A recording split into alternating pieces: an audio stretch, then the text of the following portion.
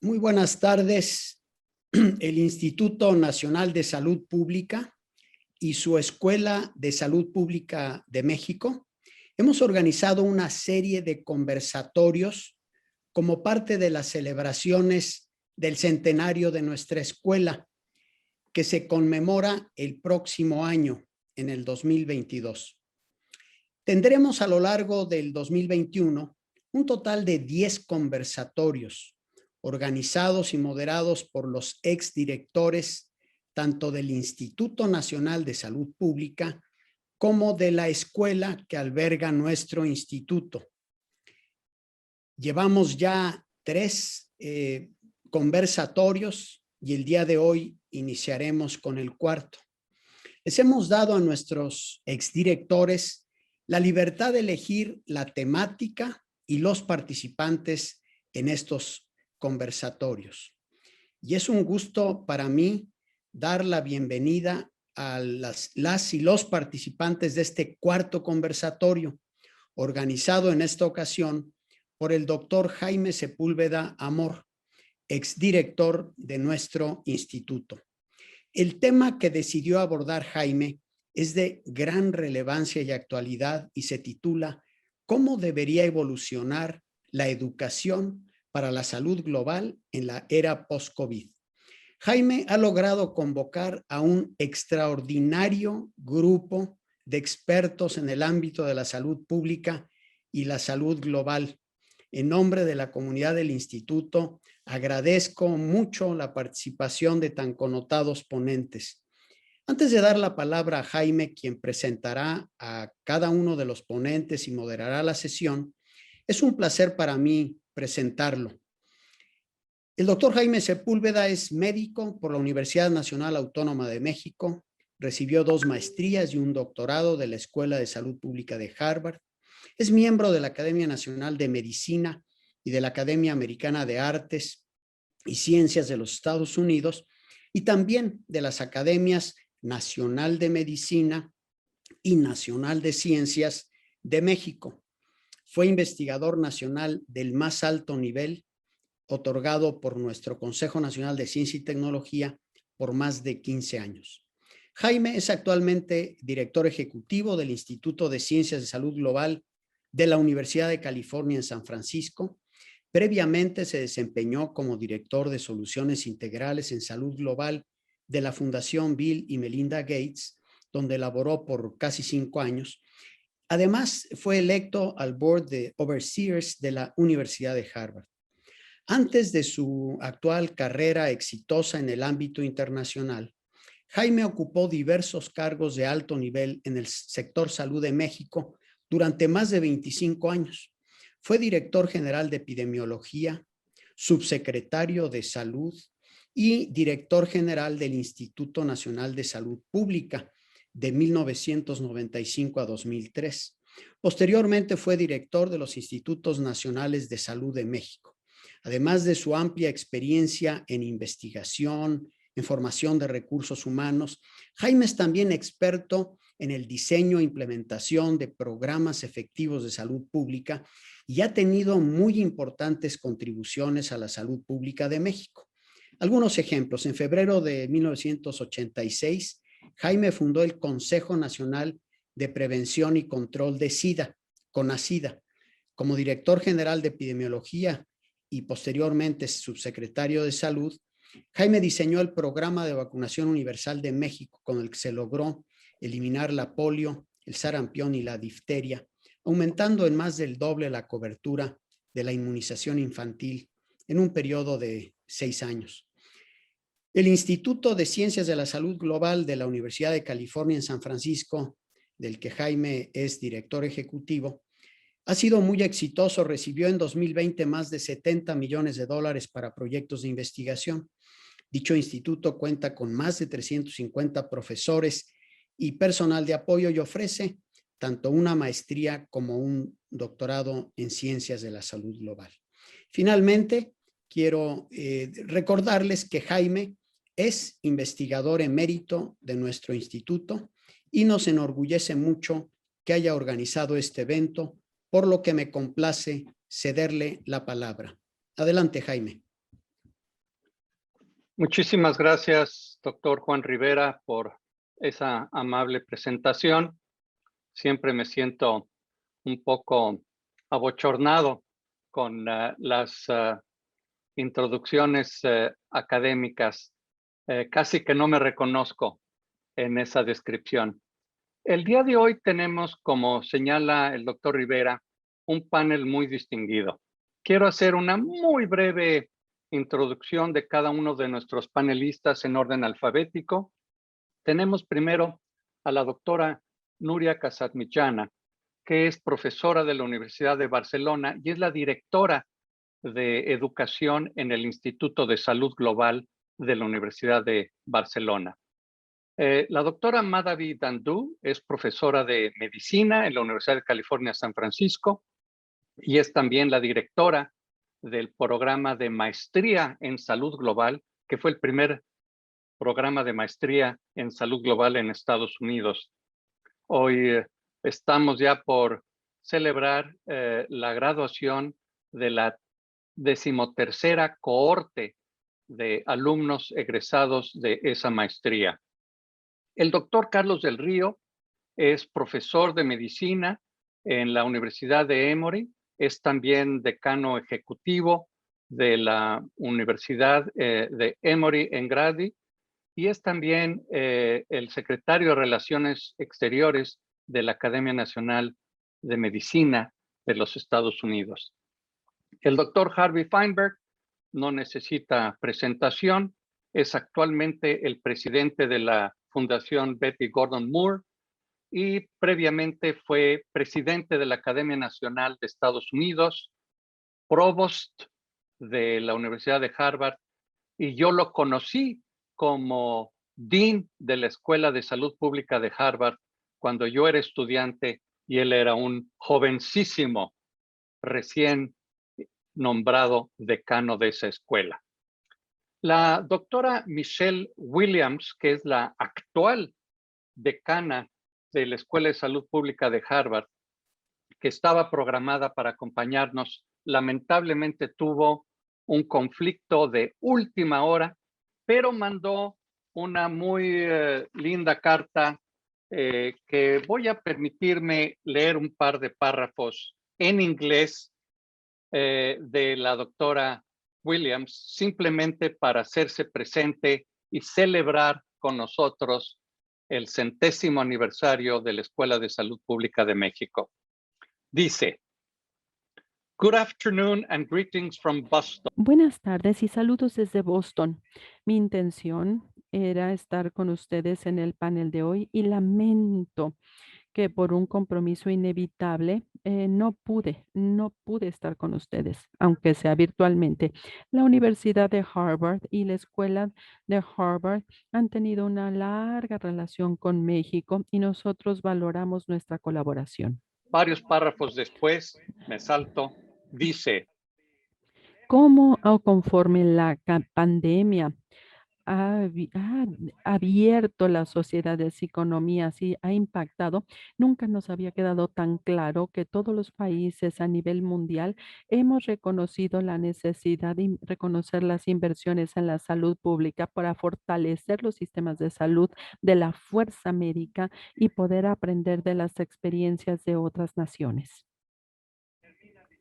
termina diciendo, Esperamos seguir colaborando con ustedes y con la Escuela Nacional de Salud Pública de México conforme vayamos trabajando para crear, para diseminar y para traducir conocimiento y también para nutrir a la siguiente generación de expertos y de líderes en la salud pública global.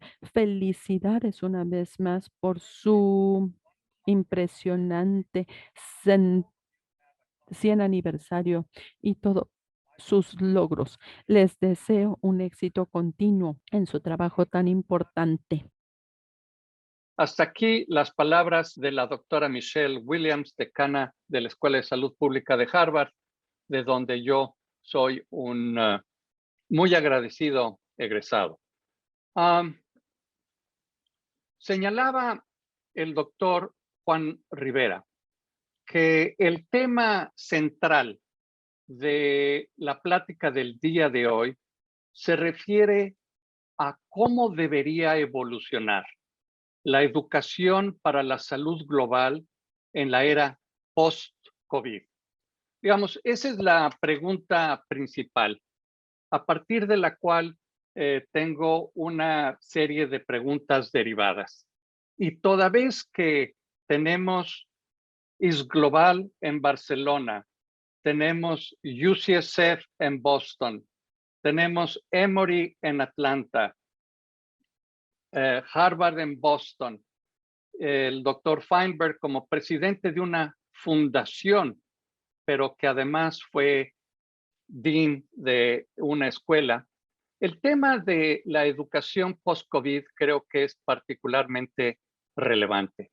Y la primera pregunta que quiero hacerles es, empiezo con la doctora Madhavi Dandu.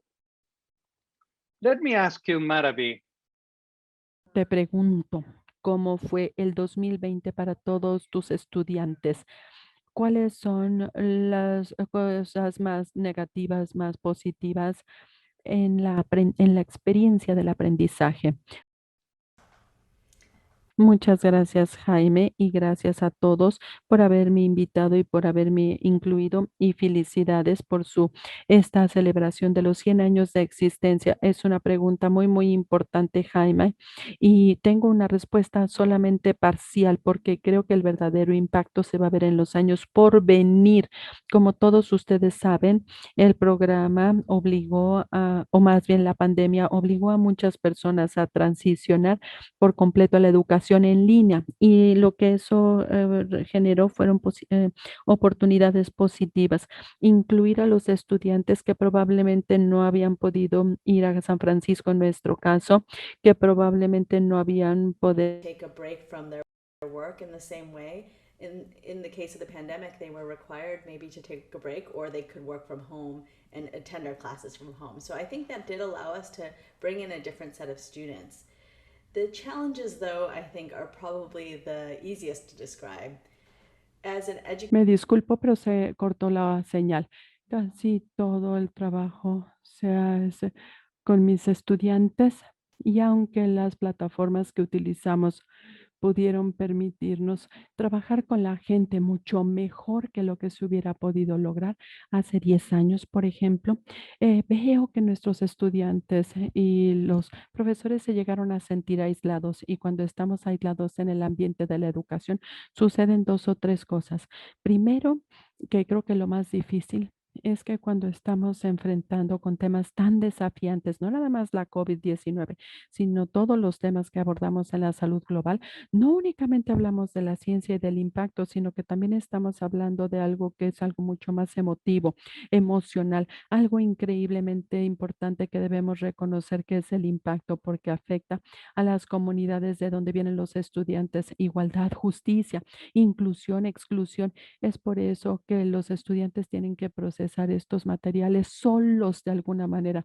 Este fue un impacto y difícil para nuestros estudiantes y luego tener discusiones retadores cuando hablamos de temas que son complejos, que no se pueden solucionar fácilmente con una respuesta. Tenemos que generar confianza y poder tener conversaciones que permita a los estudiantes traer nuevas ideas para poder decir, no, eso no en realidad no tiene sentido. Y nos tomó más esfuerzo lograr los objetivos. Esto sucedió de manera inmediata, pero hablando del impacto a largo plazo, esto nos hace 2 cosas. Hace que, se les diga que qué tan relevante es el trabajo que hacen todos los estudiantes. Todo lo que hacían no era abstracto, era relevantísimo para este momento y para lo que estaban viendo. Entonces, sienten todavía más pasión y están más dedicados a la idea de lo que quieren hacer. Este es el impacto sorprendente y otro impacto a largo plazo es que de manera más fácil pueden ver cómo los sistemas múltiples están vinculados con la salud, la asistencia política de la salud, la de la educación, todo está vinculado y que entiendan la naturaleza transdisciplinaria de la salud global. Esto es lo más importante, hablando de los impactos inmediatos.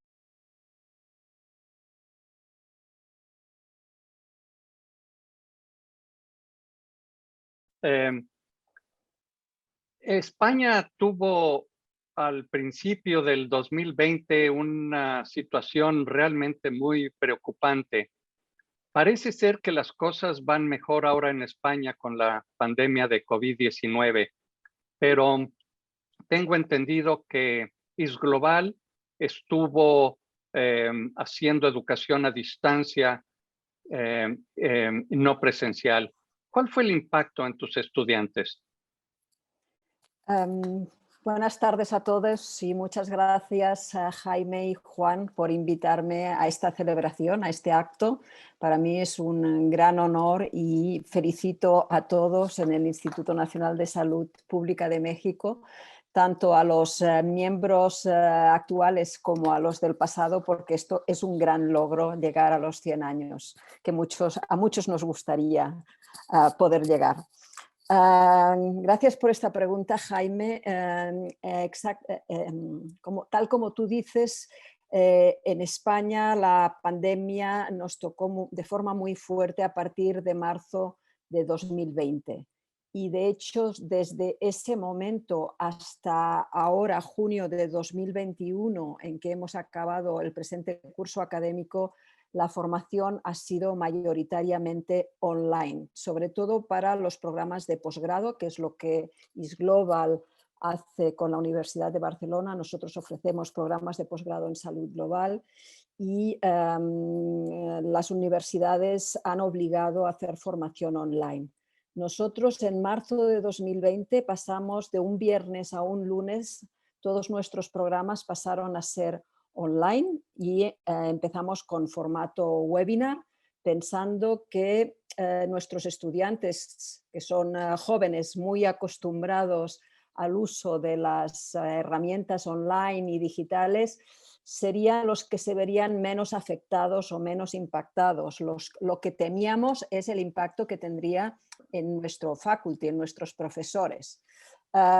Luego nos dimos cuenta que no era así, sino que a los jóvenes la pandemia en general les ha afectado muchísimo. Esa soledad de la que hablaba antes Madhavi creo que forma parte de esto.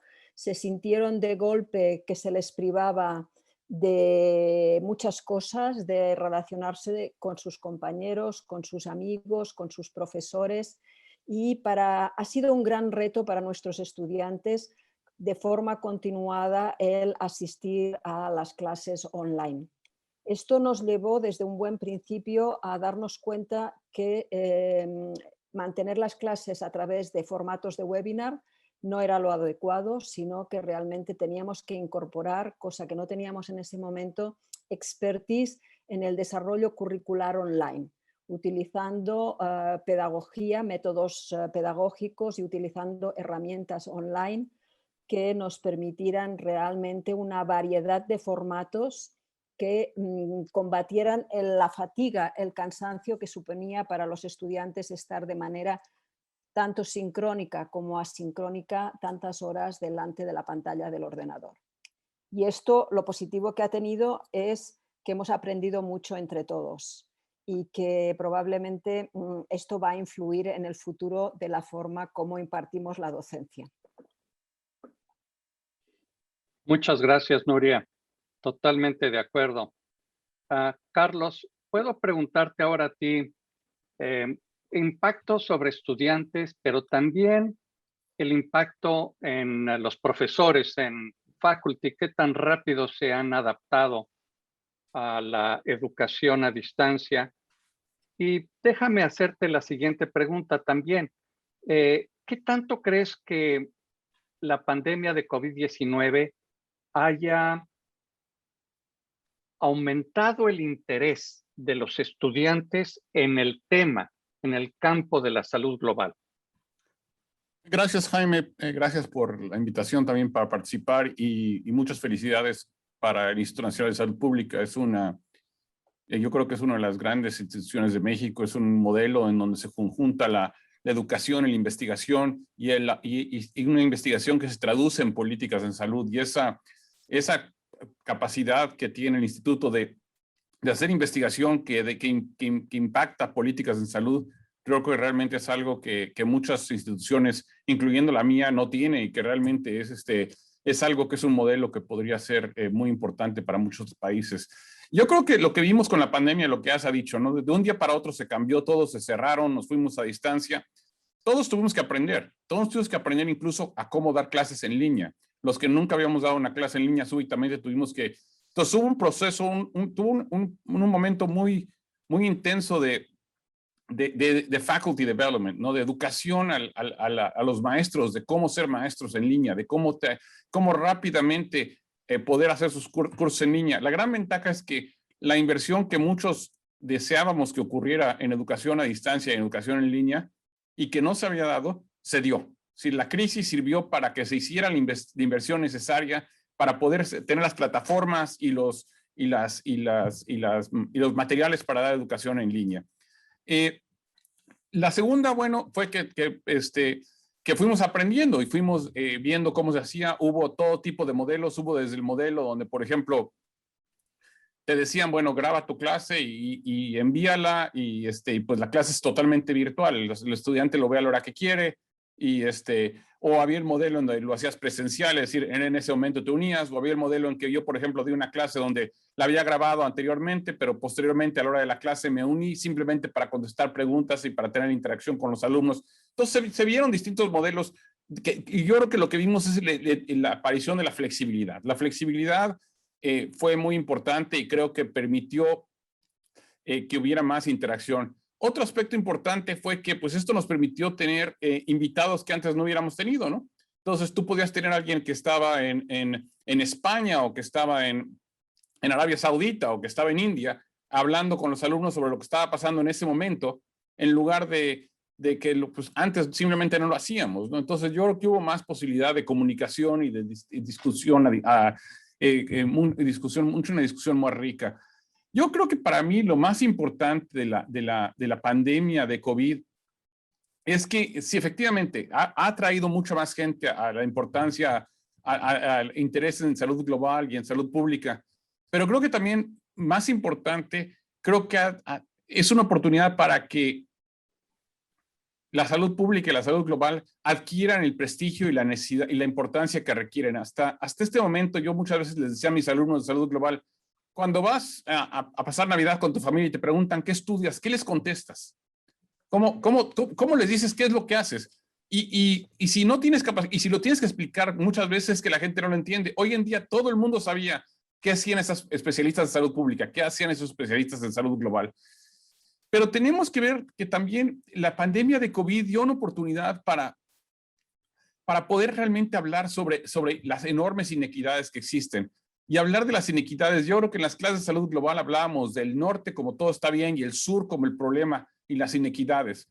Y con el terrible manejo que hubo y lo que se vio en las pandemias, no solo en Estados Unidos, sino en muchos otros países de altos recursos, las enormes inequidades, nos permitió entonces que la salud global ahora ya, y un término que he usado mucho tiempo, Jaime, es que es un término que le llamo Global Health, es salud global sin pasaporte. La salud global es local.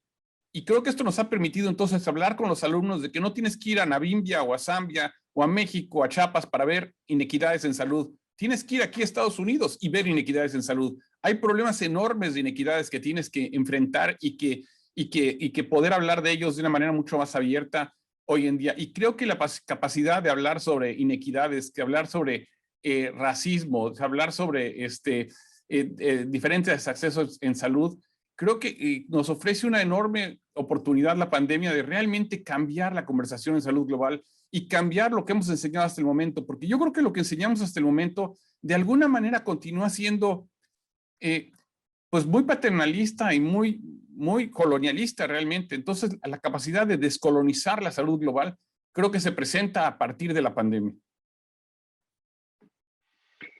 Sobre el tema de inequidades, Carlos, qué bueno que lo tocaste. Me gustará abundar más adelante. Harvey, ahora a ti te pregunto, aprovecho este momento para preguntarte, con base en la conversación que hemos tenido hasta ahorita, ¿tú crees que la salud pública como campo va a atraer a más personas jóvenes más que antes y piensas que el financiamiento para la salud pública, no únicamente para la preparación para pandemias, la salud global en general va a aumentar como consecuencia de esta terrible calamidad. Gracias por el privilegio de ser parte de esta conversación y por esta importante pregunta que nos haces. Ya aprendí mucho de los colegas que han hablado y es emocionante estar incluido en este grupo de eminentes o eminente. Y quiero en este momento también felicitar al doctor Rivera y a todos los colegas que están en el Instituto Nacional y en la Facultad de en la Escuela de Salud Pública de México. Este es un momento de reflexión sobre el pasado y para ver hacia adelante. Y de cierta manera, la experiencia de COVID da un momento perfecto de crisis. Esto fue lo que vimos para poder tener ahora sí esta reflexión. En el ámbito de la salud pública, creo que todas las generaciones tienen un problema definitorio. Hace una generación fuera la emergencia del SIDA, VIH-Sida, y este fue el problema definitorio de la salud global de esa área. Hoy, la pandemia de la COVID es la experiencia definitoria para la salud pública y la salud global de la generación de hoy. Es cuando emerge. Hablamos del impacto de la pandemia, de la experiencia de la COVID-19 para la educación de la salud pública. Y esto lo abordamos desde dos niveles. En primer lugar, para toda la educación. Ha habido esta disrupción, el aprendizaje remoto, la interrupción, nuevas tecnologías, nuevas oportunidades, como ya lo dijeron los otros. Y no va a importar si estábamos en biología o si estábamos en física o estábamos en humanidades o en los estudios sociales. Todos los campos de educación superior y la educación en todos los niveles, toda esta se vio interrumpida, tuvo un giro significativo y se abrió a todas las formas de recibir educación, pero tenemos hoy la doble oportunidad y la carga en la salud pública porque no únicamente tuvimos esta interrupción en el ámbito de la educación, pero también la sustancia, el contenido y el impacto de la pandemia de la COVID-19 crea una oportunidad de aprendizaje central que está en el corazón de nuestra salud pública. Entonces, más allá de lo que hayamos aprendido sobre la educación, sobre la impartición de conocimiento, ¿qué aprendemos de la experiencia de la COVID? Que nos ayude a conformar y que nos ayude a definir y que nos ayude a hacer todavía más atractiva e importante la educación en la salud global y la práctica de la salud global. Una de las lecciones es la continuidad entre la educación y la práctica. Los pioneros de la educación de la salud pública siempre han traído el tema al aula y siempre han llevado el aula al campo. Y esta pandemia siempre se ha traído el campo al aula y viceversa. Y esta pandemia es un ejemplo de la importancia justamente de esta integración. Aprender, prepararse y hacer, todo debe estar integrado en una sola experiencia profesional. Usted preguntó específicamente si la experiencia de la COVID iba a traer a nuevos recursos y a nuevos estudiantes. No tengo duda alguna de que esta experiencia que afectó a toda la sociedad va a abrir a más jóvenes a la oportunidad, a la necesidad y a la posibilidad de contribuir a través de la salud pública y de la salud global. Esto es algo bueno. Yo les diría que esto es un acelerador en una tendencia, de una tendencia preexistente, porque la salud global y la pública como campos de investigación, de estudio, han pasado por un periodo de expansión, de intensificación, de crecimiento.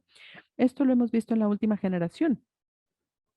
Pero la COVID-19, la experiencia de la COVID, simple y sencillamente fue un acelerador e intensificador de esto que ya está sucediendo. Los recursos definitivamente van a aumentar durante un tiempo. El reto es doble.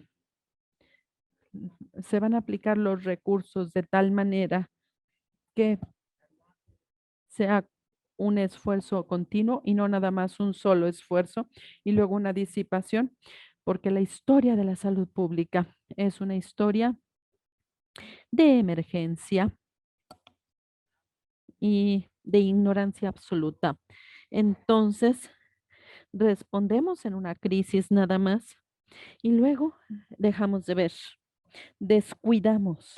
Y la segunda pregunta es si vamos a aprovechar los recursos disponibles para promover las mejoras estructurales que van a tener un valor a largo plazo y no meramente aplicar todo lo disponible como si estuviéramos dando una respuesta de emergencia al déficit que se ha visto en la capacidad de largo plazo de la capacidad de la salud pública para detectar y atender y responder a las emergencias futuras. No tengo duda que se va a expandir, intensificar, va a haber más interés y los recursos, ¿sí? Durante corto tiempo, pero el reto es utilizarlos con inteligencia para prepararnos y que se puedan sostener y mantener de manera responsable. Estoy totalmente de acuerdo. Esta fue muy buena información. Muchísimas gracias, Harvey. Maravi, esta es una pregunta para ti, pero también para Carlos Nuria. Y si me permiten, Juan, también me gustaría invitarte para que nos des tus reflexiones. Y voy a hacer esta pregunta en inglés.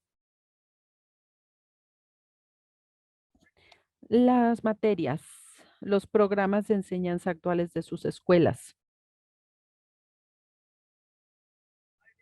¿están dando las habilidades y las competencias necesarias para la capacitación post-COVID en salud pública? Y ahora que justamente Carlos habló de la inclusión, igualdad y diversidad, ¿estamos también incorporando las habilidades y competencias sobre, por ejemplo, para el antirracismo? ¿Por qué no contestas tú primero, Maravi, Carlos and Nuria will go after? Ustedes después.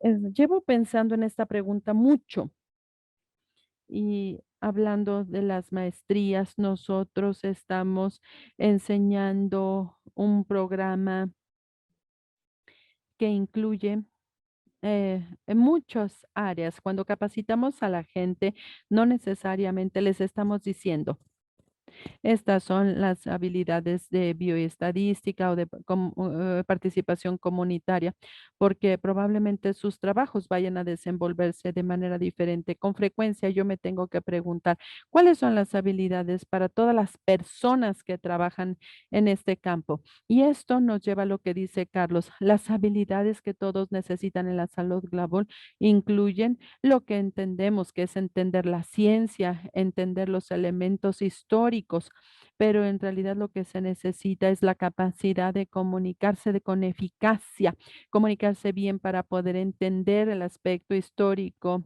las ramificaciones actuales de los ambientes en los que nos encontramos y en realidad poder tener las habilidades. Nosotros utilizamos la cultura de ser humildes porque tenemos que aprender el concepto de siempre aprender y que además siempre la persona que está frente a ti siempre sea el centro, que sea el centro en la educación, en lo que nosotros hacemos, en todas las actividades. También puede ser la persona, puede ser la comunidad, siempre tiene que estar en el centro de la conversación. Y esto lo que significa con este principio es que siempre tenemos que aprender de quien esté frente a nosotros y esto tiene que ver por completo con los conceptos sobre igualdad, inclusión, antirracismo, anticolonialismo, antiopresión, porque en realidad la persona que está frente a nosotros eh, no nada más es esa persona, sino también representa cultura, historia, comunidades, éxitos y mucha sobre vida y resiliencia. Entonces, cuando capacitamos a los estudiantes, no nada más hablamos de los proyectos e intervenciones, sino cómo trabajar en tándem, en comunicación de esas comunidades con las que trabajamos, con las que estamos dispuestas a trabajar. Y creo que si se tienen estos conceptos con este principio de humildad y de aprendizaje, podemos traer a colación más conversaciones y una conversación que estamos teniendo ahorita, que creo que es un reto para nosotros. Algo que tenemos que considerar es esta pregunta de, ¿estamos enseñando de manera verdaderamente descolonizada? Siempre hemos utilizado modelos y formas específicas que a veces se nos olvida retroceder y ver el impacto de de nuestras propias acciones y no perpetuar lo que no queremos perpetuar. Creo que para contestar, estamos enseñando las habilidades correctas, algunas, pero algunas otras son para saber cómo enseñar la evolución de nosotros mismos como profesionales en la salud global y va cambiando el panorama conforme reconocemos el impacto de nuestro trabajo.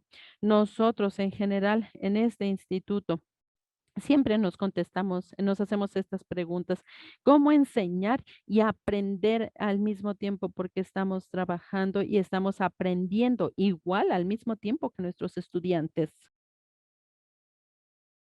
Gracias, Maravi. Nuria, ¿qué reflexiones tienes sobre este particular? Am, Continuando con lo que ha dicho Madavi, yo creo que COVID nos ha enseñado dos cosas. Una, que vivimos en un mundo cambiante y que por tanto nuestros currícula tienen que ser cambiantes y tienen que poder adaptarse de manera continua a nuestro entorno, necesidades, demandas y a los problemas que tenemos que resolver. La segunda lección aprendida es que también COVID nos ha enseñado que los problemas que nos ha causado la pandemia normalmente no se solucionan únicamente desde una perspectiva disciplinar, sino que necesitamos aproximaciones más multi, inter y transdisciplinares para buscar soluciones a estos problemas que tienen componentes, en el caso de COVID, relacionados con la salud y los profesionales de la salud, pero también componentes relacionados con las ciencias sociales, con la economía. O sea, no es suficiente tener un fármaco o una vacuna, tenemos que tener una población dispuesta a aceptar ese fármaco o esa vacuna. Por tanto, este trabajo intertransdisciplinar es algo que hemos visto que nuestros programas tienen en salud global, tienen realmente que reflejar esas perspectivas transdisciplinares e interdisciplinares, trabajando no solo con los profesionales, sino con los pacientes, con la población en general, con los ciudadanos. Y esto creo que es de suma importancia en los programas de salud global y que nos hemos dado cuenta que los currícula tienen que incorporar todos estos elementos. Además de todo lo que son competencias transversales de comunicación, de abogacía, de ser sensibles a lo que piensan y a lo que creen y a las percepciones que tienen los ciudadanos y los pacientes. En nuestro caso, en España, quizá no está tan presente el tema racismo como tal, pero sí que está muy presente el tema de la población migrante. Nuestro país está al sur de Europa y nos separan 14 kilómetros de África y el tema de la migración es muy presente. Y sorprendentemente este año, y acabamos de tener las sesiones de presentación de los trabajos finales de máster de nuestros estudiantes, muchos de los trabajos han tenido que ver cómo los distintos grupos o comunidades migrantes de origen africano, de origen latinoamericano en nuestro país han sido afectados y qué impacto ha tenido sobre estas comunidades desde diversos puntos de vista que tienen que ver con la equidad, ya sea atención sanitaria, ya sea economía, acceso a trabajo, etcétera, cómo esas comunidades han sido impactadas por la salud global. Y esto es un interés creciente y sorprendentemente que creo que con COVID se ha exacerbado, se ha aumentado. Por tanto, es algo que está presente, es algo a lo que tenemos que prestar atención y algo que quería en el tema de la descolonización en salud global, el cambio en las maneras de impartir la docencia nos ofrece una oportunidad única de incorporar profesores, de incorporar expertos de cualquier parte del mundo. Ya no tenemos la excusa de decir, no podemos traer a un profesor africano a hablar de malaria porque el viaje es muy caro. Esta excusa ya no existe. Por lo tanto, esto nos ofrece inmensas posibilidades precisamente en este contexto que cada vez, sobre todo por parte de nuestros estudiantes, pero también por parte de todo el faculty, está cada vez más presente de qué tenemos que hacer con la descolonización de la salud global. Gracias, Nuria. Carlos y Juan, ¿alguna reflexión sobre el tema? Estás en mute, Carlos. Sí, yo diría, gracias Juan, gracias Jaime, yo diría que diría dos cosas, ¿no? En el 2009, antes de que iniciara la pandemia de influenza H1N1, y había tomado la dirección del Departamento de Salud Global en Emory, me dediqué a rehacer el currículum y revisar el currículum y ver qué necesitábamos hacer. Y platicando y entonces me fui a comer un día con Bill Foege y le dije, a ver, Bill, tú que has tenido mucha experiencia, ¿qué crees qué cosa le falta a los estudiantes que se gradúan de escuelas de salud pública con experiencia en salud pública y en salud global? ¿Qué no les enseñamos que sería bueno que les enseñáramos? Y él me dijo, mira, yo siento que lo más importante que no saben es administración, incluyendo manejo de personal y manejo de presupuestos. Una cosa, no tienen que ser especialistas no tienen que tener un MBA, pero tienen que entender cómo manejar un presupuesto, cómo manejar personal, etcétera. Entonces empezamos a hacer esos cambios en ese momento. Posteriormente, teniendo más pláticas con él, a lo largo del tiempo fuimos revisando el currículum, fue dándonos más ideas y logramos desarrollar un curso de salud global para todos los estudiantes de la Escuela de Salud Pública de Emory. Le hicimos un requisito, un curso que le llamamos Critical Issues in Global Health, y que lo dábamos en base a casos. Era totalmente un estudio de casos donde los casos servían para hablar de distintos temas. Y permitió esto hablar de dos cosas. Uno, incorporar otras disciplinas, lo que hablaba Nuria. Por ejemplo, yo tenía como un invitado a un general que había sido el encargado del Comando Sur durante el terremoto en Haití. Y al hablar sobre desastres humanitarios, oíamos el papel del ejército en el desarrollo de desastres y de crisis en salud pública, que por lo general nunca enseñamos cuál es la labor de organizaciones tan importantes como es el ejército en ese tipo de respuestas. Por otro lado,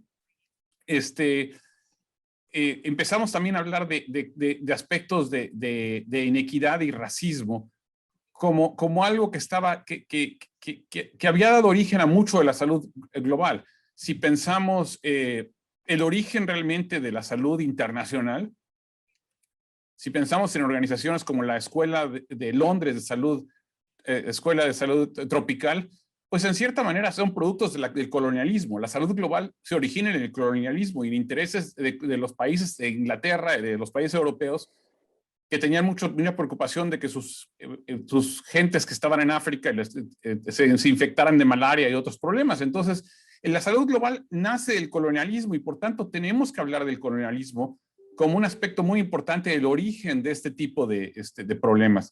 Entonces, yo creo que hay maneras de hablarlo que van mucho más allá de simplemente hablar del problema aquí y ahora. Digo, de ahí lo podemos llevar hasta George Floyd y tomar George Floyd como un estudio de caso y entender qué está pasando.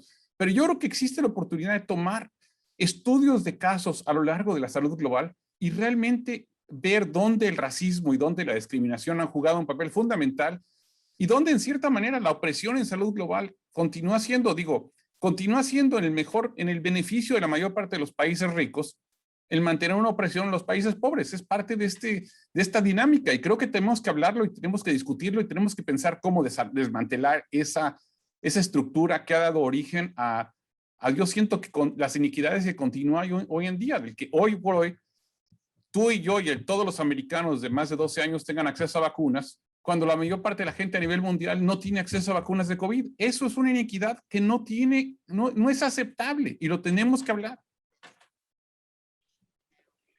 Gracias. Sobre la inequidad en vacunas, quiero regresar porque ese es un tema principal. Juan, ¿alguna reflexión sobre la modificación post-COVID del currículum escolar? Sí, muchas gracias, Jaime.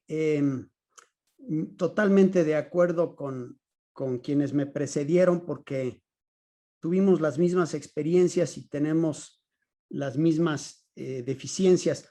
Pero yo solo quiero aportar 3 reflexiones. Una es que a pesar de que nuestros programas de salud pública, yo estoy ahora hablando de los programas profesionalizantes, no tanto los de investigación, sino para responder a necesidades de salud, es decir, quienes creamos la fuerza de trabajo de salud pública. Nuestros programas están basados en competencias y cuando uno lee las competencias, son programas que están razonablemente bien. Son bien calificados, por ejemplo, el Council for Education and Public Health nos acaba de acreditar por 7 años más. Sin embargo, yo quiero decir que para que las competencias se expresen, no solo necesitamos pensar en la oferta, sino en la demanda. Si tenemos un sistema de salud en México que es disfuncional, un sistema de salud que no ha podido alcanzar la cobertura universal y menos aún con calidad y menos aún lograr digamos que la gente no incurre en gastos de bolsillo. Si tenemos un sistema en donde la atención primaria de salud prácticamente no existe y ahora está en manos del sector privado sin regulación, si tenemos sistemas de vigilancia que se quedaron en las capacidades que se crearon en el 2009 y no han avanzado nada más, por más que tú formes una fuerza de salud pública competente, a la hora de llegar a los servicios no se puede expresar esa competencia. Y COVID-19 nos mostró que México no estaba preparado para esta pandemia y estamos trabajando ahora en un documento de preparación y respuesta para futuras pandemias que incluye también un capítulo sobre formación de recursos humanos y que definitivamente debemos modificar muchas de nuestras competencias. Segundo tema, en México no se habla de racismo o poco se habla, porque se dice, no, es que en México no tenemos ese problema. Perdón, permítanme diferir, pero México es un país profundamente racista. La manera en que en los servicios de salud se trata a la población indígena es indignante.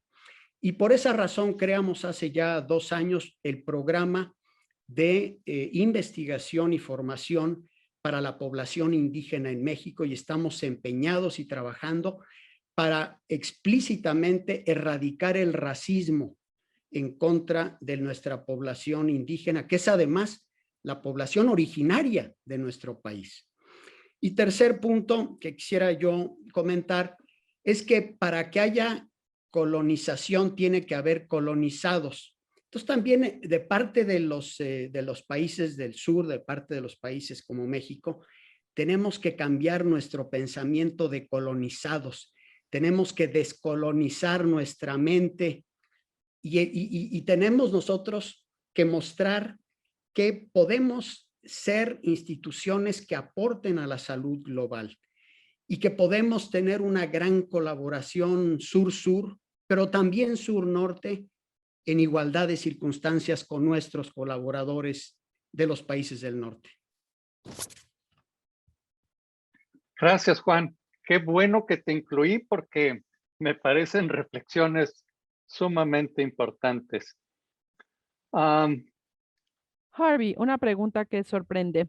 En abril del 2020, tú publicaste un editorial muy visionario en el New England Journal of Medicine que se llamó 10 semanas para aplanar la curva. Y tú dijiste que lo que lo necesitaba no era aplastar, más bien, no era aplanarla, sino aplastar la curva.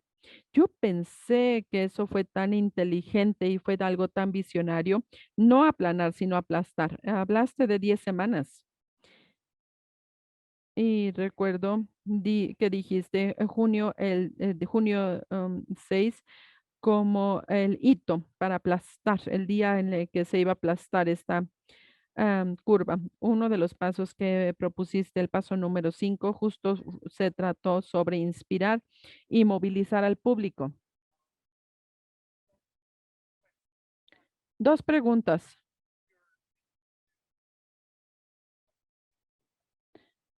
¿Fuiste demasiado optimista en tu editorial en ese momento? Creo que la lección de ese artículo en realidad era actuar tempranamente y agresivamente. Esta es la clave para contener la epidemia. Diste este sentido de dirección y de urgencia que desafortunadamente no cumplió, no siguió la administración Trump. Pero hoy, con el nuevo presidente en la Casa Blanca, las cosas han cambiado significativamente, pero aún así sigo viendo un problema con el paso número 5, inspirar y movilizar al público. En Estados Unidos hemos visto que muchas personas rechazan, no quieren que se les vacune. Y la aceptación de la vacunación en poblaciones jóvenes y en geografías del sur al sur de los Estados Unidos han sido menos que lo deseado. Probablemente no se alcance el deseo del presidente Biden de alcanzar un 70% de la población vacunada el 4 de julio. ¿Alguna idea, pensamiento al respecto? Gracias, Jaime. Hay un dicho de los economistas quienes con frecuencia se preguntan sobre el futuro de las naciones y del mundo. La economía, ¿verdad? Que nunca se debe predecir ni exactamente el qué, ni exactamente el cuándo. Pueden hablar de cuándo podría suceder algo, pero van a ser vagos con el qué, o pueden ser precisos con lo que va a suceder, pero ser vagos con el cuándo. Y cuando ponen los dos, se pueden meter en problemas. Entonces yo diría que el argumento de 10 semanas fue un número preciso, pero tuve que haber puesto un objetivo vago. Y el objetivo específico en el caso de los Estados Unidos de aplastar la curva, me equivoqué con un factor de 2 o más años. Ahora bien, para abordar tu pregunta un poco más práctica, la vacunación es una de las dos éxitos más dramáticamente tecnológicos, en mi opinión, como respuesta a la pandemia. El hecho de que el mundo que el mundo haya desarrollado y que cuente con vacunas eficaces, algunas que son altamente eficaces con respecto a la historia de la vacunización. Algunas de estas vacunas, muchas de estas vacunas, con base en tecnologías relativamente no probadas. Esto en este tiempo de 12 meses desde la detección global, desde el punto de vista global, fue un milagro, un logro, y este le dio al mundo y a los países afortunados suficientemente tener estos accesos tempranos a las vacunas. Y esto ofreció una gran oportunidad para la reducción de la carga de esta terrible pandemia. Incidentalmente, identifico el desarrollo de muchas de las tecnologías de diagnóstico tardías, pero siguen siendo eficaces como una segunda triada eh, eh, generada en la pandemia. Ahora bien, cuando hablamos del reto de la vacunación, yo creo que es importante no eh, poner a todos los no vacunados en una sola categoría de que son los que rechazaron, sino que lo más importante es fraccionar e identificar las fuentes reales que limitan la disponibilidad, el aprovechamiento, la disponibilidad de aprobar la vacunación. En algunos casos, esto está aterrizado en consideraciones sumamente prácticas. Por ejemplo, alejarse del trabajo y el miedo a las consecuencias que podría afectar el dinero, el trabajo diario, ¿no? Por las secuelas o por los efectos. En otros casos está todo aterrizado en haber em, convicciones muy enraizadas sobre la vacunación en general. Sabemos la resistencia a la vacuna de la COVID contra la COVID-19 no es algo nuevo, no está surgiendo de este mundo de la adaptación. Nosotros tenemos muchos ejemplos, por ejemplo, de brotes de sarampión, de otras consecuencias, de todavía vemos este rechazo, resistencia a aceptar la vacunación y aparte de todo eso, en Estados Unidos al menos, nosotros tenemos un sobretono político con respecto a la vacunación que es absurdo, porque el triunfo de la vacunación, de hecho, se registró en realidad en la presidencia del presidente Donald Trump. Sin embargo, la inmunización, la vacunación se sigue viendo como algo radical de izquierda que es contraria al de la independencia, de la autoconfianza. El enemigo es el gobierno. Esa es la actitud y eso está inhibiendo a algunas personas para que no aprovechen la vacunación. Entonces, el lado positivo de todo esto es que tenemos que ver en cada uno de las instancias las oportunidades, pero hay que ver los mensajes, las estrategias que son las que van a permitir acabar con estos orígenes de resistencia, de rechazo. Entonces, en cierta medida para ciertos públicos, es hacer que la vacunación sea todavía más conveniente, llevarlas hasta el lugar donde la gente trabaja, porque no se podía ir, no podía dejar de trabajar para que no haya inconvenientes en el caso de otros va a requerir de un grado continuo de respaldo, de cifras respetadas de confianza. Esto no van a ser los líderes de salud pública, van a ser celebridades. Estos pueden ser cifras de la religión, de los líderes respetados de las comunidades. Algo muy importante también pueden ser también opiniones de los proveedores de salud, de servicios de salud. El nivel de confianza representa mucho más. El nivel de confianza de los médicos que se tienen, los que están en las clínicas.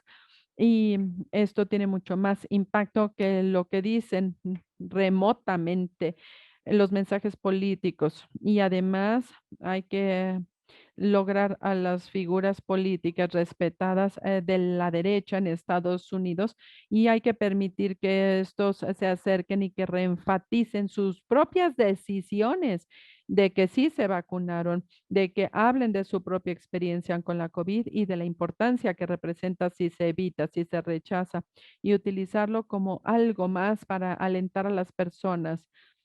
Y finalmente van a existir muchas razones prácticas y simple y sencillamente va a ser más conveniente y más sencillo que más personas estén vacunadas. Sí, por ejemplo, esto significa tener acceso más fácil a los restaurantes. También sí te da la capacidad de poder entrar a un teatro o a un lugar para conciertos. Sí significa que tu trabajo, lugar de trabajo va a ser más seguro. Todo esto en conjunto va a ser parte de una estrategia mejorada integral de vacunación. Y quiero enfatizar un último punto que surgió en una conversación muy importante que acabamos de tener sobre la igualdad. Lo que acabamos de platicar, la equidad y la inclusión en el caso de la COVID y de cualquier otro contexto.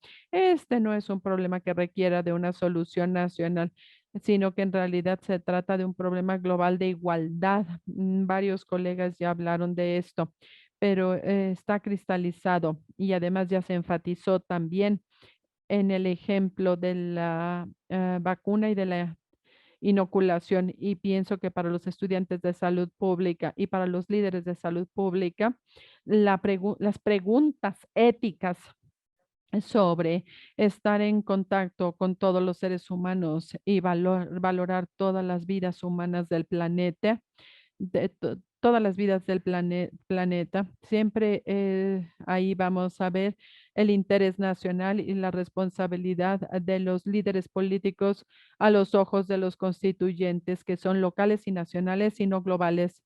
Y nosotros poder enfrentar y esta tensión, esta es una responsabilidad esencial para aquellos de nosotros que estamos en la comunidad de la salud pública.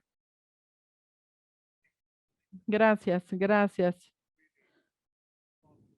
Estos son comentarios sumamente profundos y déjenme continuar en español.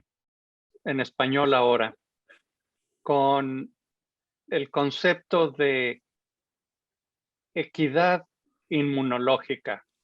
Este es un concepto creado por el doctor Jesús Comate a principios del año 1990, cuando creó el programa de vacunación universal. Y el principio filosófico era equidad inmunológica. Todos los niños, todas las vacunas. Y fue un programa sumamente exitoso.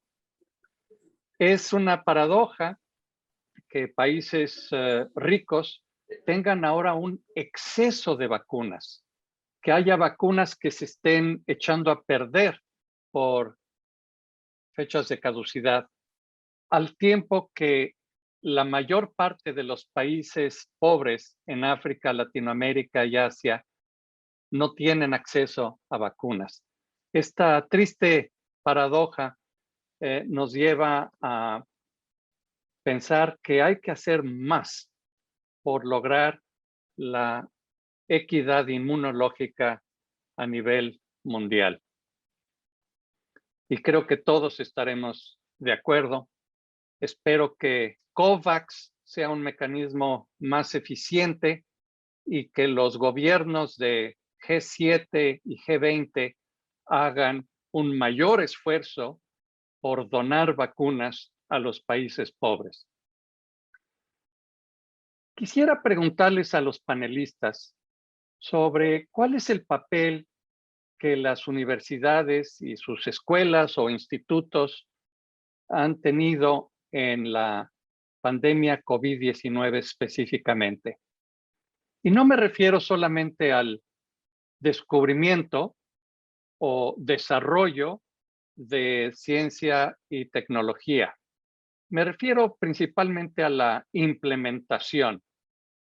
¿Qué papel jugaron sus instituciones en la implementación de programas para prevenir COVID-19 en sus localidades? Madavi, ¿quieres tú ser la primera en contestar? Gracias, Jaime, por supuesto.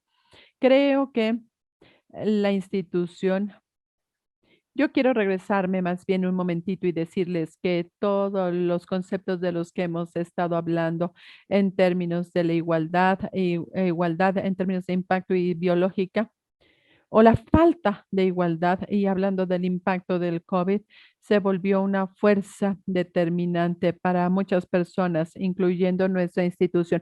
Nosotros respondimos de muchas maneras diferentes, pero sí quisiera hablar de un área en particular de respuesta que tiene que ver con el uso de nuestras habilidades como educadores para propósitos de capacitación.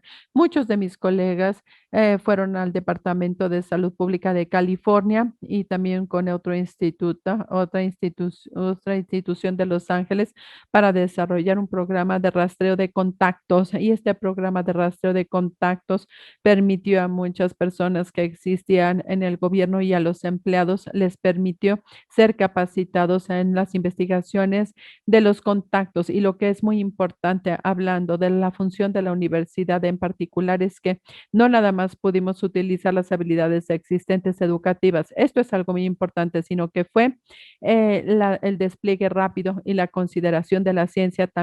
Por ejemplo, ver las profundas disparidades de quienes se ven efectivas, quienes estaban muriendo en el estado de California, se pudo hacer un ajuste rápido para garantizar que la gente tuviera diferentes idiomas, habilidades para hablar diferentes idiomas, que se tenía el contexto histórico de que por qué tendríamos que estar preocupados, por ejemplo, de hablar o comunicarnos con personas que tenían estatus no claros en términos de documentos.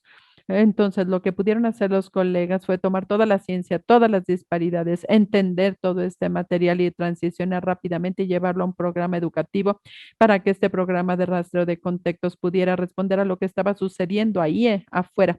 Fue un proceso de traducción de los conceptos de la ciencia y de la educación.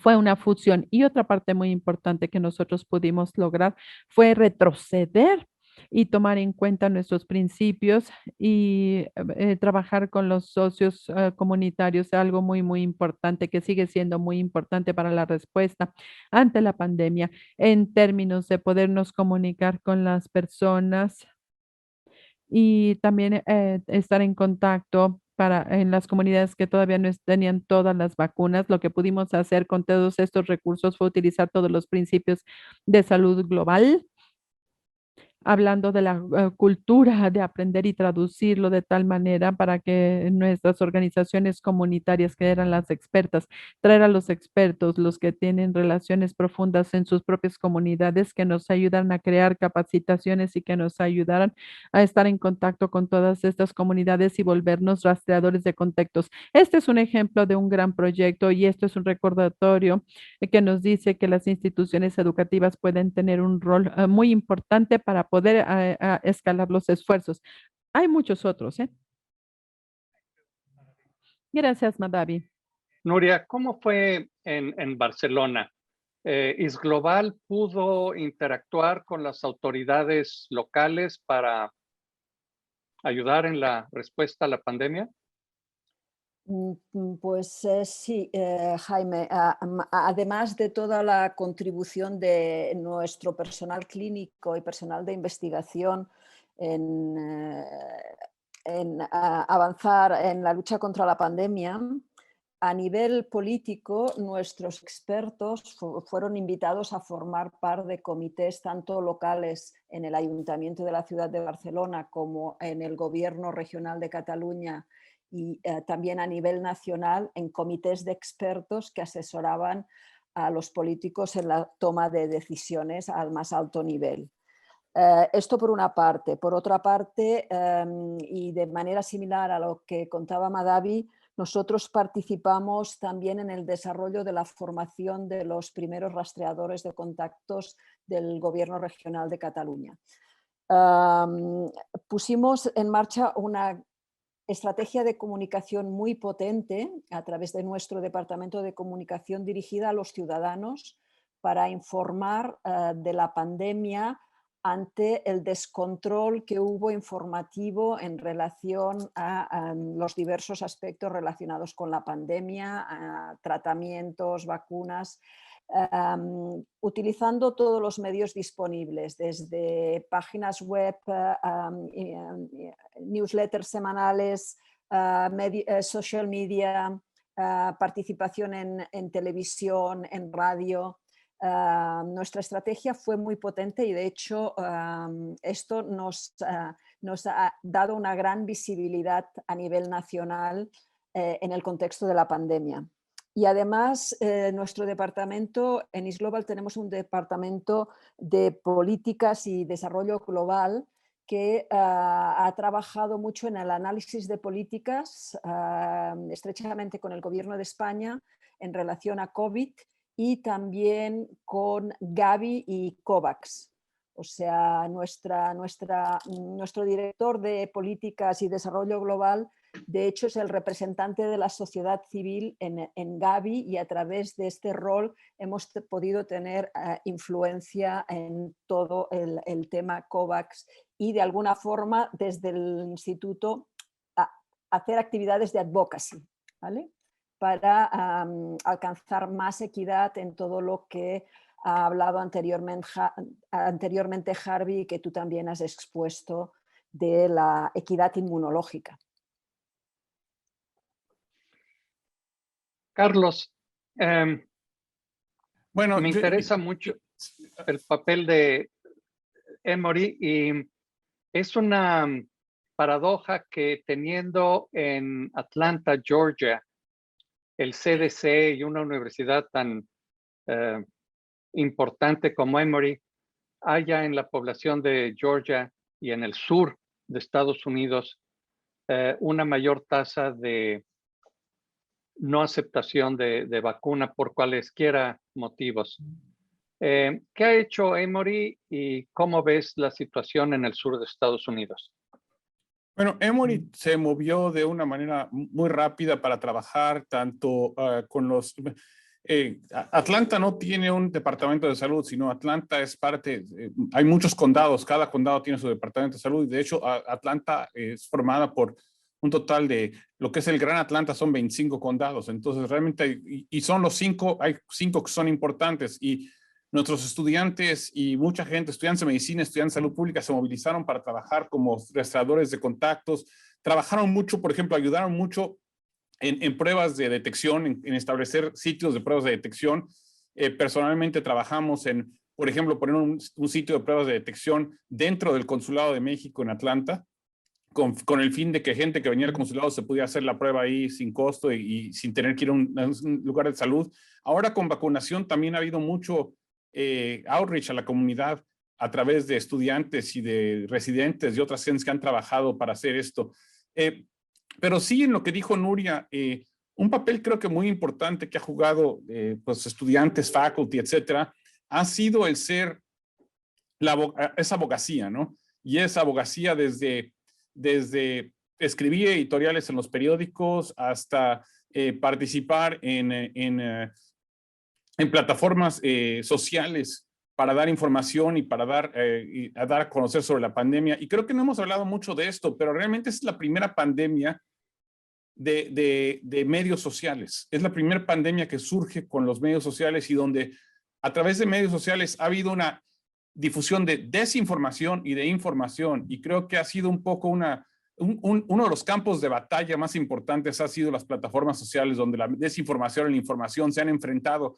Y creo que es una oportunidad de explicarle a los alumnos y de hacerlos partícipes en esta y enseñarles cómo utilizar estas importantes plataformas de comunicación, que son mucho más útiles que muchos artículos que pueden publicar y que muchos trabajos científicos y conferencias que pueden dar. Es cómo pueden realmente participar en ayudar a difundir información y a dar otros conocimientos. En cuanto a lo que dice sobre el sur, bueno, pues yo creo que el problema más importante es, Jaime, la politización de la pandemia, ¿no? Y la politización de la pandemia, de la cual ya habló Harvey, hemos politizado el cubrebocas, hemos politizado las vacunas. Entonces, si tú ves, por ejemplo, el día de hoy, el Institute for Healthcare Metrics and Evaluation sacó un excelente tool que les recomiendo, un tool que les recomiendo que lo vean, que sirve para saber el porcentaje de la población que tiene dudas sobre vacunación a nivel de zip code, a nivel de región postal. Y tú puedes ver que en la zona postal donde yo vivo, únicamente hay un hesitancy del 5%, pero hay algunas partes del estado que tienen 60% de hesitancy. Y si tú pudieras sobreponer a eso, ¿por quién votó la gente? Dirías, bueno, pues aquí está la gente que votó por Trump, la hesitancy está alta, aquí está la gente que votó por Biden, la hesitancy es baja. Entonces, yo creo que la politización de la salud pública ha sido el otro aspecto lamentable, pero real. Y creo que no hemos hablado mucho de ello, pero ¿cómo incorporamos educación en cómo trabajar en una salud pública politizada? Más que decir, es que no hay que politizar la salud pública, yo creo que va a continuar siendo politizada. Entonces, ¿cómo trabajamos dentro de esa politización de la salud pública para poder resolver los problemas? Y me recuerda un poco el tiempo que tú y yo estábamos en México y hablábamos mucho de esto. La Iglesia Católica se oponía al condón. ¿Qué podíamos hacer nosotros para poder trabajar dentro de ese ambiente? O nos peleábamos con la Iglesia, o encontrábamos la manera de trabajar con ellos, o por lo menos no de una manera confrontacional. Y yo me acuerdo haberte ido a hablar con el cardenal de México y decirle, mire, usted dice que los condones se rompen, pero lo que sea, la verdad de las cosas es que los votos de castidad y los votos de fidelidad matrimonial se rompen mucho más que los condones. Entonces ustedes tienen que hacer un mejor trabajo en lo que hacen y déjenme hacer mi trabajo en lo que yo hago y quedamos tranquilos. Entonces tenemos que encontrar cómo poder tener esa conversación, ¿no? Bueno, gracias por recordarme el encuentro con el cardenal. Nos quedan apenas 12 minutos. Quiero pedir al público que nos escucha, si tienen ustedes alguna pregunta a nuestros distinguidos panelistas, por favor utilicen la sección correspondiente de preguntas y respuestas.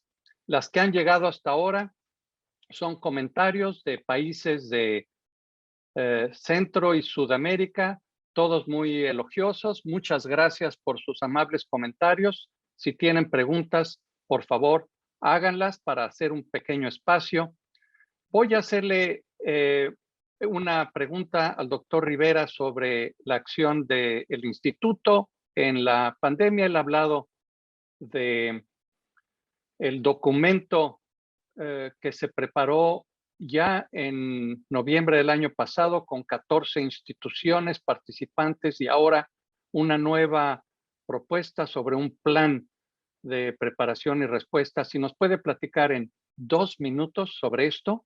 Y también quiero invitar a una reflexión final por parte de cada uno de los panelistas de no más de un par de minutos. Juan.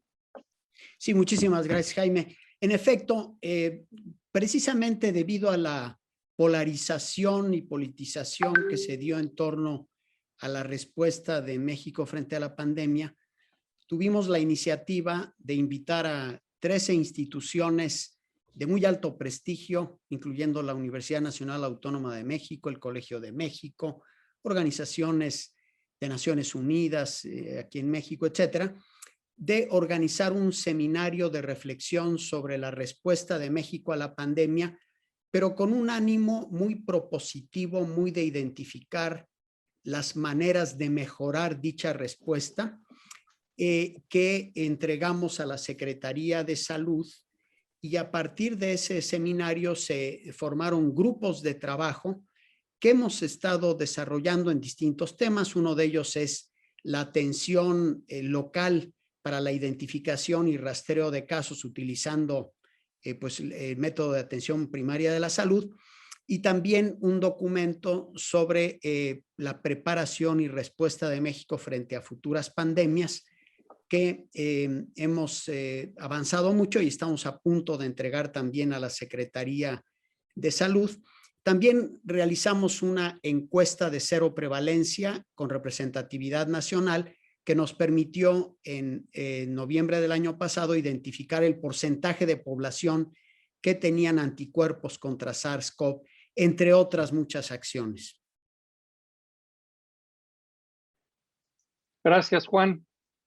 Vamos a iniciar una ronda de reflexiones finales por parte de los panelistas para intentar terminar en unos 9 minutos. Nuria.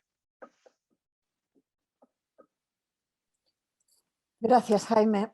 Yo, dos reflexiones. Una, en relación a lo que acabamos de comentar de la politización de la salud por parte de nuestros políticos en todos los países. Yo no sé si algún país se ha escapado de esto, pero no solo de los políticos, sino también de los medios de comunicación que han utilizado la información en relación al COVID para vender más. Creo que tenemos un rol y una responsabilidad como institutos y como universidades para aportar la evidencia científica necesaria, informar basados en esta evidencia a la sociedad para que puedan tomar decisiones informadas. Esto por una parte. Y por otra parte, creo que tenemos ese rol y responsabilidad en educar a los futuros profesionales de la salud global, no específicamente para el COVID, sino para que trabajen y vivan en el mundo que hemos descrito, un mundo que es cambiante, un mundo que es interdisciplinar, transdisciplinar, y un mundo en que hay muchos elementos que influyen en la toma de decisiones en el contexto en que estamos hoy, que es el de la salud global, pero que es aplicable a otros muchos contextos. Y ahí me quedo. Gracias, Nuria. Maravi.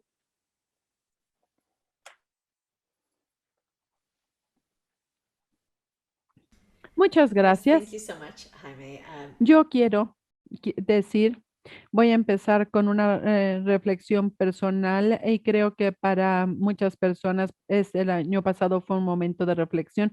¿Qué es importante para ellos? ¿Cuáles son los desafíos? ¿Qué es importante? ¿Qué es valioso?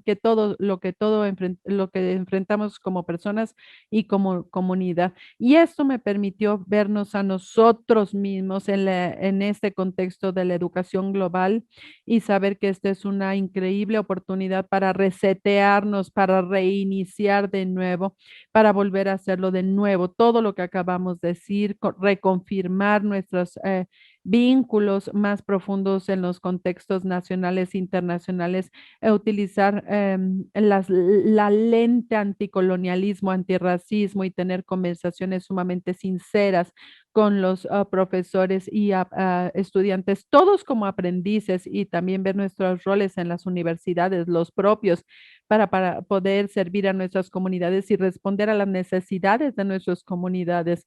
Veo este último año y a la pandemia como un recordatorio de lo que nosotros y lo que tendríamos que estar haciendo en la educación, que es en realidad crear un ambiente, no nada más de aprendizaje, sino también de servicio como profesionales de la salud pública y global. Entonces, en realidad espero que podamos aprender de todo lo que aprendimos, lo técnico, cómo utilizar educación en línea, como lo dijimos al principio, y también la parte del contenido en términos de inclusión y de igualdad, como lo dijimos al principio, y pensar en formas de innovar en la educación conforme avancemos. Espero que esta pueda ser una oportunidad para resetearnos, para reiniciar hacia el futuro. Y una última reflexión, agradezco esta oportunidad de dirigirme a ustedes, porque todos estábamos trabajando nada más, pero escuchar todos estos comentarios, me doy cuenta que todos pasamos por lo mismo como educadores en nuestros propios programas, con los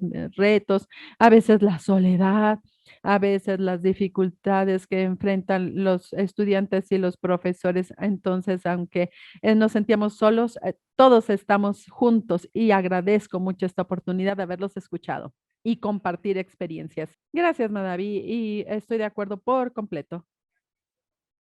Carlos. Gracias, Jaime. Bueno, yo creo que aparte de lo que ya se dijo, hay dos reflexiones que yo tendría. La primera es en relación a la importancia de la salud mental.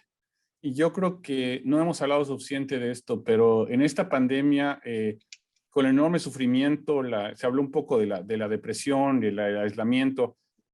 Tenemos una crisis de salud mental importante y yo esperaría que gracias a esta pandemia o consecuencia de esta pandemia, los que trabajamos en salud pública pongamos un lente y un énfasis en la salud mental que hasta la fecha realmente no ha sido un aspecto que se ha tomado en cuenta, que sea, digo, la cantidad de gente trabajando en salud mental desde el punto de vista de salud pública pues es muy limitada y creo que es una buena oportunidad de que hagamos a la salud mental realmente un foco importante de investigación, de trabajo, de educación.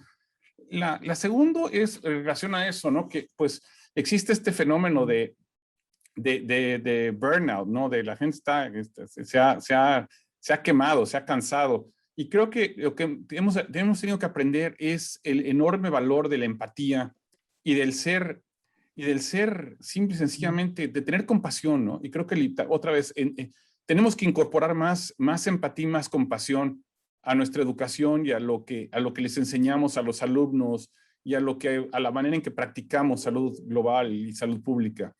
Y creo que el tercer punto sería el que creo que esta pandemia nos ha enseñado el que esta dicotomía que hemos vivido es falsa, la dicotomía sobre aquí están las enfermedades crónicas y aquí están las enfermedades infecciosas y esta teoría que había de que una iba a desaparecer y la otra iba a aparecer.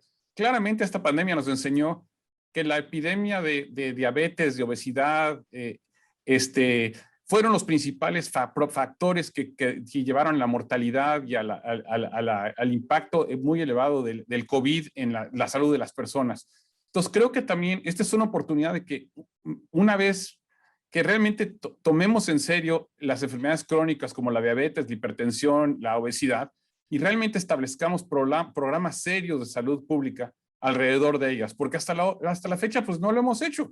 Entonces, cuando hablamos de pandemic preparedness, a mí me daría, y soy infectólogo, me daría mucha tristeza que todo el dinero se fuera al aspecto infeccioso y que se nos olvidara todo este aspecto tan importante sobre la diabetes, la hipertensión, la obesidad, que ha sido lo que realmente ha llevado a muchos lugares a tener una mortalidad y una morbimortalidad excesiva. Entonces yo creo que es otra vez una oportunidad, yo pienso, para integrar la salud y que nos salgamos de esta manera de practicar salud pública en silos, ¿no? Donde existe el programa de SIDA, aquí está el programa de tuberculosis, aquí está el programa de obesidad, y realmente pensemos en una salud pública mucho más integral. Hablamos mucho en medicina de salud, de primary health y de salud primaria. Bueno, tenemos que hablar casi de salud pública primaria, de una intervención a nivel de todos esos problemas y no nada más a través de programas verticales que han tenido muy poco impacto en muchos aspectos. Muchas gracias, Carlos, y totalmente de acuerdo con esta reflexión. Doctor Harvey, usted tiene la última respuesta, es por su inteligencia. Jaime, en primer lugar, muchas gracias por traernos aquí, por invitarnos al doctor Rivera. También lo felicito por esta ocasión. Estoy aprendiendo muchísimo de lo que se ha dicho en esta última hora. Y no puedo evitar pensar que cuando se fundó la escuela hace 100 años fue como secuela de la gran pandemia de la influenza. Y aquí estamos hoy marcando este evento justo en medio de la pandemia de la COVID-19. Ambas pandemias devastadoras, ambas simbolizan, ejemplifican y enfatizan la importancia y la centralidad de la salud pública. Me siento que la lección que yo enfatizaría es la importancia del liderazgo en el campo y a través de de la salud pública en la sociedad para poder permitirnos enfrentar todos los retos y hacerlo de manera mucho más efectiva, eficaz y eficiente. Entonces, la meta y el ideal de la salud pública es que todas las personas tengan la oportunidad total, plena, de vivir una vida saludable y gratificante, y esta es una realidad. Y todavía más si se logra, ha sido la verdad desde el inicio, y es la oportunidad de reenfatizarlo en este momento, y es la oportunidad que tenemos de calcar la importancia de las escuelas, justamente como la Escuela de Salud Pública de México, para preparar esa siguiente generación de líderes que van a tomar la salud de la población al siguiente nivel de éxito en todo el espectro. Gracias, Jaime, por la oportunidad de reflexionar, de pensar juntos, y los felicito nuevamente. Felicito a la Escuela de Salud Pública de México. Muchas gracias, querido Harvey, mi mentor y amigo. Quisiera proponerle al doctor Juan Rivera, toda vez que han aparecido recién una gran cantidad de comentarios del público muy interesantes, si pudiéramos, toda vez que esta webinar ha sido grabado, si pudiéramos hacer una transcripción de las intervenciones de los panelistas, incorporar los comentarios y preguntas de la audiencia y posiblemente hacer una pequeña publicación para recoger todas estas pues muy sesudas reflexiones por parte de este grupo extraordinario de panelistas. A todos ustedes, muchísimas gracias. Doctor Juan Rivera, colegas del Instituto Nacional de Salud Pública, de la Escuela de Salud Pública de México, mis más sinceras felicitaciones por este 100º aniversario y mis mejores deseos por los próximos 100 años de la escuela y del instituto. Hasta luego y muchas gracias.